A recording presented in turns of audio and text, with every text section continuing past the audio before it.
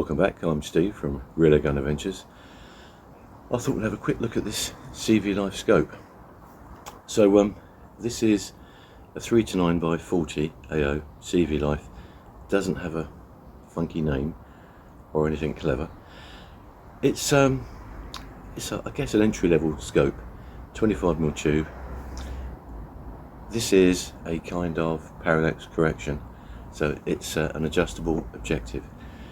So what it does, it allows you to focus down to a pinpoint sharp image, which doesn't completely eliminate parallax, but it pretty much does away with 99% of it. It's got a nice big eye box, zoom ring, and the adjustment again at the end, which is really for your eyesight. They're capped turrets, and underneath the caps are finger adjustable windage and elevation. They're quite substantial caps, which is not a bad feature actually.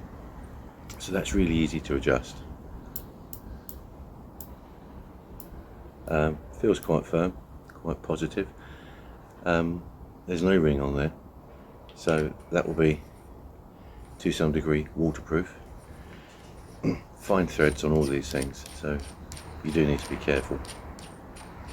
Plenty of thread, so you shouldn't lose it. The rings come with it. They're medium height Picatinny. I can talk about rings all day, to be honest. These are serviceable rings, and this is an inexpensive scope, so you've got to sort of draw a balance between what you would spend on rings compared to what you've spent on the scope. And these ones are bundled, so they're probably perfectly good enough for the job. You can take a good scope and put it on bad rings and make the whole thing into a pile of trash. Quite equally, you can do the same going the other way, but I would personally probably upgrade those rings and only spend about 20 quid. That's all you need to spend on a scope of this caliber. Now the actual scope itself, it's a 2-piece aluminium tube. It's aircraft grade aluminium according to the paperwork. It's not too heavy. It does feel nicely finished. There's no rough edges. Everything works as it should. It's a little bit stiff, but it is brand new, so my feeling is that will wear in. Everything seems to run smoothly. There's no grittiness, or it doesn't jog or jolt. It does what it's supposed to. So as an entry-level scope, I would say it's pretty good. I've got to say, I'm pretty sure I've seen this before. I had a look at a Wolf fireball about a year ago, maybe longer, and it was very, very similar. I would say this is slightly better quality in that the finish is better, and the Wolf was, again, perfectly serviceable. It wasn't a bad finish, but this does seem to be better.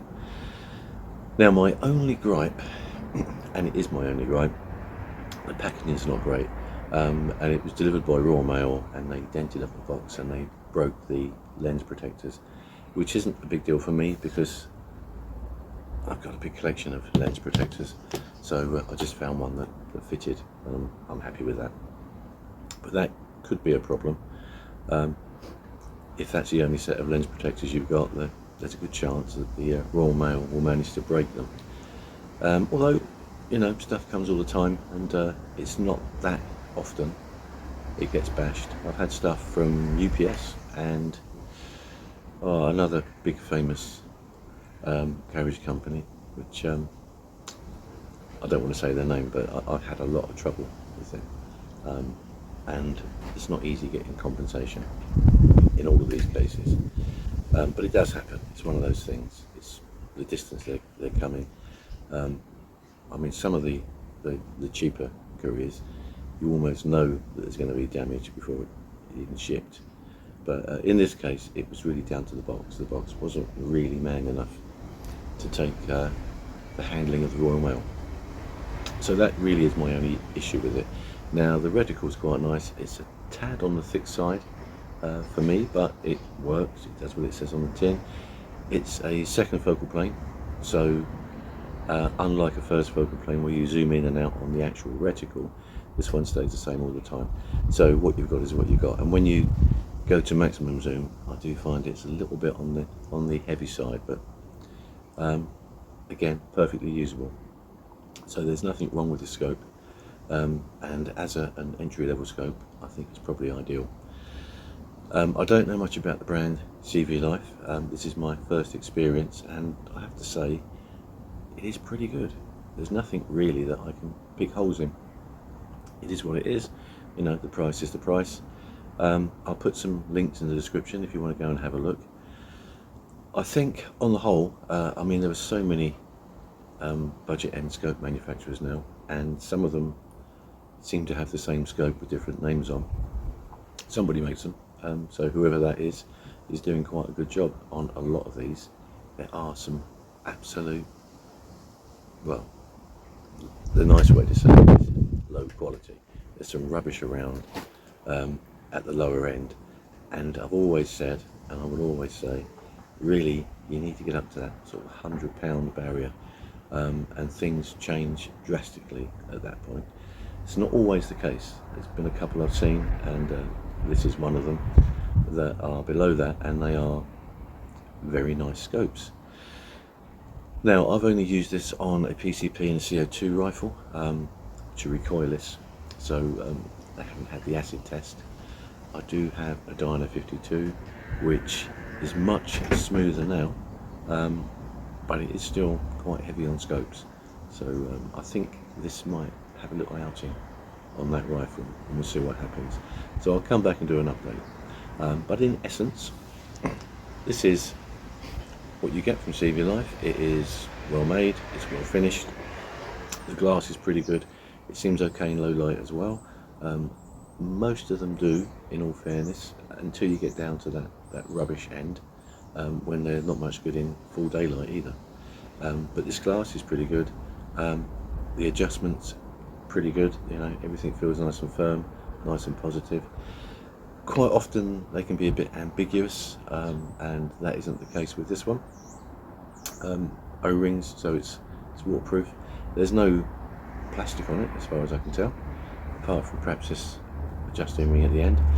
And you do have the advantage of the adjustable objective, which will help you get over parallax if that's going to be an issue. It's probably not at this price band. Anyway, that's it for now. I'm going to have a quick look through it, and I'll film that for you. I'll pop that in, then I'll just come back and round up. So I'll be right back. Okay, this is just a quick look through the scope. It's a little bit crooked, and I'm propping up the rifle butt on a cup of coffee, but there you go. That's what you see, which is pretty clear, quite a nice image, and actually I'm not entirely sure what I said about the reticle is true, but there you go. That's what you see.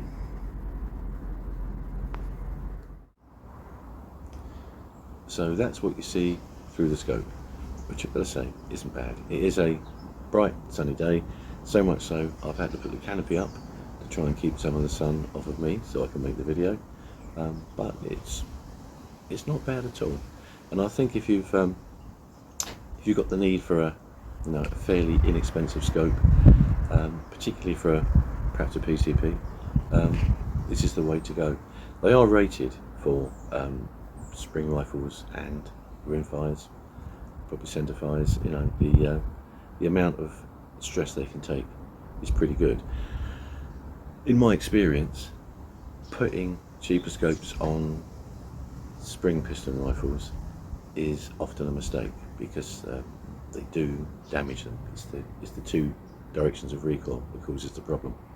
There's not a lot of scopes that will take that, so it's worth bearing that in mind. But certainly for a PCP, CO2, rimfire, centrefire, this will be perfectly adequate. Right, that's enough for now. I'll be back again very soon. I've got a load of stuff to do. I've been a bit remiss, so I'll catch up with you in the next one. Bye for now.